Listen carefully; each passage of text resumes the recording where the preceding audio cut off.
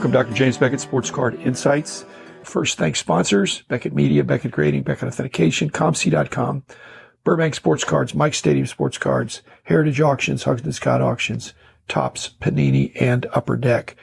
Kyrie Irving's been in the news the last few weeks. Twitter's been in the news the last few weeks. And Twitter, there was a couple things that came out. One was a Twitter map that showed that Kyrie Irving was the most hated NBA player according to tweets being aggregated and geotagged. And they did it by state. And Kyrie Irving was the most disliked, based on negative tweets, NBA player in 28 of the 50 states. And then LeBron was second, and then Ben Simmons had 3 states, and Kevin Durant, Draymond Green, that are players that you presumably would want to have on your own team, but you don't like them when they're on the other guy's team. Anyway, the latest problem for Kyrie Irving, he goes against the grain in many ways. Extremely talented. One of the things that those of us in the hobby are always trying to do, certainly I tried to make some sense of it when I was doing price guides. It's hard enough to figure out what cards are going for right now. It's really hard to figure out what they're going to be going for. But when you are in the news for reasons and you're being accused of anti-Semitism and being suspended and also taking positions with the vaccine and the pandemic that are in the minority, certainly, and perhaps even in an extreme minority, you certainly have that right in America to First Amendment to say what you want to say. But in a business, if it's a negative for the business, the owners have opportunity to deal with that.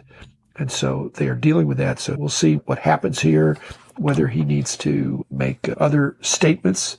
But in things there with Kyrie, I remember he was smart enough to get into Duke, which is a very difficult school to get into for a non-athlete. Maybe he had some special consideration, but still to be admitted to Duke. But then he believes in the flat earth, or he did at one point. You wonder about some of these things. His comments linking in some ways black people and Jewish people, they've always had this interesting relationship. I'm not Jewish and I'm not black, but I believe they vote the same way, but they apparently come at it in pretty different ways. There's certainly mistrust there, and we'll see how that plays out. I think many times in our culture, you are not aware of what the other side or the other ethnicity or group of people, what they believe. You've heard what people say they believe or how they see the world, but it's not always accurate, especially the news channels. They don't always give a fair debate. And so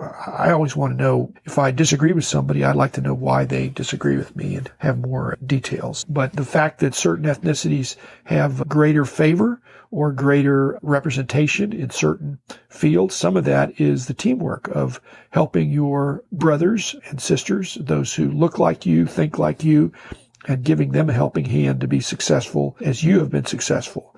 And that perhaps that's a positive discrimination, but it doesn't have to be something that was negative. It's just that there may be more encouragement to go into certain fields if you're of a certain ethnicity, and then that begets greater success. I don't think there's a lot of hobby love for Kyrie. And so, again, I'm trying to figure out what are the determinants of why somebody's card would be worth more or less. And I'm just not sure Kyrie has any natural constituency. Who would it be? Nowadays, if you're anti-Semitic or a racist, now it's not enough to say you're not a racist. You have to say I'm an anti-racist. And so you have to be against people that make comments that are perceived or recognized as being anti-Semitic. I'm not in favor of any of those things, but I do think that sometimes people take a soundbite, but I wish the news and the media would dig deeper instead of grabbing the most sensational comment out of somebody's interview. Those of you walking around with people sticking a microphone in your face all the time is a tough way to live your life. It's a lot of stress. At any rate, so if Kyrie is the most hated basketball player, I'm not saying that he is or isn't,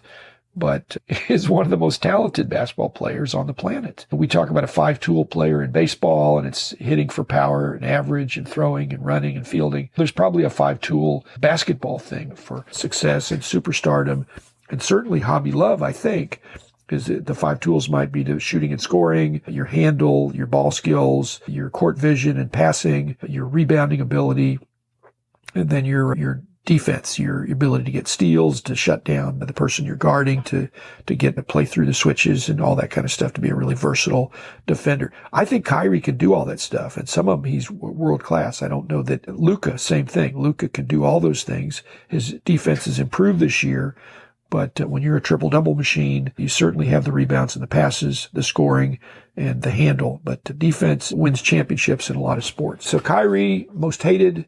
What's going on there? Another guy that gets a lot of hate is Marcus Smart. My nephews played with him on the state championship high school team, and he used to be an intense but decent guy that was really all about winning, preparation, hard worker, and all that. But he's not appreciated if you're not a Celtic fan because he plays extremely tough defense. LeBron gets a lot of negativity, but I think that's probably just because he's been on top for so long.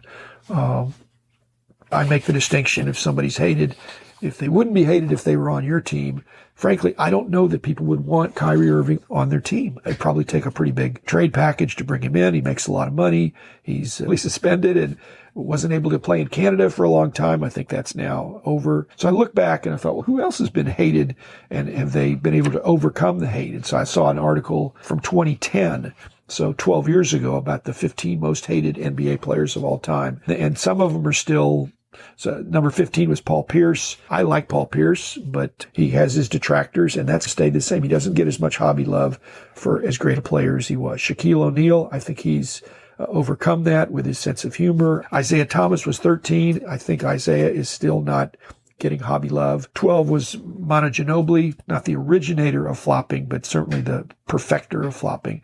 But he just had the herky-jerky left-handed moves that I was jealous. I wish I could do what he did on the court. He was a great player and a new Hall of Famer, well-deserved, but still, I don't think he gets a lot of hobby love. Reggie Miller, same thing. You love him in Indiana, not so much other places. I don't think he's hated anymore. Charles Barkley, I think his sense of humor has overcome that. He was an amazing player. He just doesn't look, all these guys that are announcers that are former players, they don't look like if you never saw the replays or the highlight films from them in their prime, you'd think that guy's just a talking head.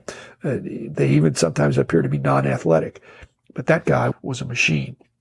Kevin Garnett, again, I think he's mellowed a little bit, perhaps, but he doesn't get as much hobby love as some of his contemporaries with similar statistics. Latrell Sprewell, certainly a great player, enduring great player, but again, he got in trouble, and people have long memories. Ron Artest, same thing. He was a guy I'd like to watch when I was at the games, when he was there. He certainly was a lockdown defender. You didn't want him on your best guy. He really could shut. He was strong, athletic, intense, and had a little edge. Rasheed Wallace, he was on the Mavs for a little while.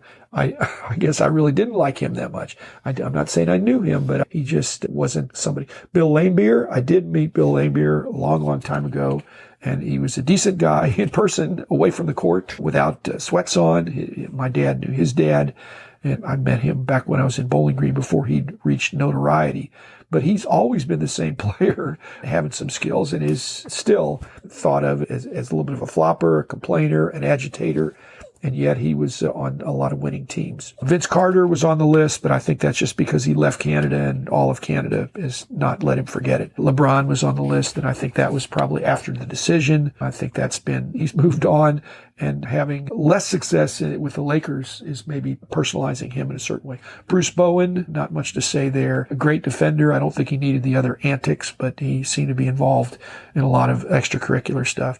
And then the last guy on the list was Kobe, and he's, I think, completely flipped that. This was 12 years ago, and Kobe was an amazing player, but he had some run-ins with Shaq and stuff like that. So he had some other things going on, but one of the most talented players, certainly. And has he gotten the hobby love? Absolutely. And then there was an article about most hated players in the NBA right now, mentioning Chris Paul. I don't think that's that fair. Joel Embiid, they talk about what a trash talker he is. People don't like that. I've had seats for a long time. They're really close to the court. I'm not hearing a lot of trash talking from him or anybody else. Grayson Allen, that's pretty obvious. Russell Westbrook, Kyrie was mentioned on the list. James Harden, I never liked James Harden's style of play. My fear, though, is that he is similar to Luka in the sense he's had such high usage during the regular season, minutes and ball in hand.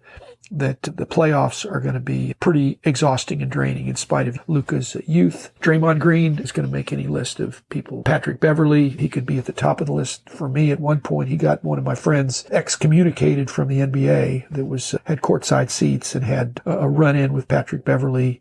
And so I'm not a fan of Patrick Beverley, but he's an agitator, and the Mavs almost traded for him in spite of all that. So it just shows that I do believe that people think he's a winner. And then Ben Simmons, and I don't think he's hated as much as there's just sadness there. He's got so much talent. I remember with the hype a few years ago when his rookie cards were coming out, and it hadn't panned out for him. I couldn't shoot very well either. I didn't want to take the shot. So I totally get that. It's just that nobody was paying me millions of dollars to that. That wasn't my main thing. I just was playing a little bit of pickup basketball. And then Kevin Durant was listed again. Same thing. You really would like to have Kevin Durant on your team, and he has the impression of being available to the highest bidder or what he thinks is best for him. And that's hated by people that are not there. How does this affect Sports Card Insights? I can tell you, if a player is loved and hated, his cards may get some hobby love. But if he's mainly hated and only loved by his own team, especially if he's moved around to different franchises, that it's probably not somebody that in the long run can sustain really high values. But you can hobby the way you want to hobby. You collect who you want to collect. But Kyrie is not somebody that most people would be bullish on right now. So I hope he gets his act together. I hope that all of us that have thoughts that we express out loud that are in disagreement with other people, that we get to the bottom of find truth. I think there's some things that people are just flat wrong. Doesn't mean sometimes they make a mistake. And sometimes they're telling a lie or they're intent to deceive. But in some cases, people are just ignorant of what other people think. So I'd like to see more dialogue in our nation, and I'd like for sports to be something that brings people together. And I hope the hobby continues to be a place where people can enjoy collecting cards of anybody they want. Thanks, and I'll be back again tomorrow. The man in the house of cards.